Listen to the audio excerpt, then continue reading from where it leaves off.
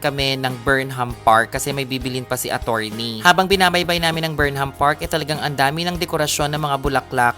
Feeling ko, isa to sa part ng parada nila at naghahanda na talaga sila sa Panang Benga. Dito talaga sa Session Road, ang dami-dami mong mabibili. Kaliwat kanan ng mga tindahan ng mga kahit ano, pwede nyo mabili dito. At dahil papalapit na ang Panang Benga ng Baguio, talaga namang lahat ay busy, lahat ay nag-aayos. Ito na ang huling araw namin sa Baguio at babalik na naman kami ng Manila, pero napakasaya, nag-enjoy kaming lahat, bonding, weekends, natakasan ng stress, ang pagod, okay lang, sulit naman. Ito ang unang pasyal at bakasyon at long drive ko ngayong 2026. Nagpapasalamat ako kay attorney, kay Paolo, kay Roda at Amor sa pagsama sa akin dito. Sa lahat ng mga nag-overwork, workaholic dyan, nako, have time for yourself. Gamitin ang mga leave, magbakasyon, mag-recharge. At tandaan, hindi na tayo bumabata, dapat may time talaga tayo sa sarili at pamilya natin. At syempre, mag-ipon para mapuntahan mo lahat ng gusto mong mapuntahan na lugar. At ng number 1, ang health. Alagaan natin ang ating katawan. Thank you Lord sa napakasayang araw na to. Sana marami pa kami mapuntahan na lugar.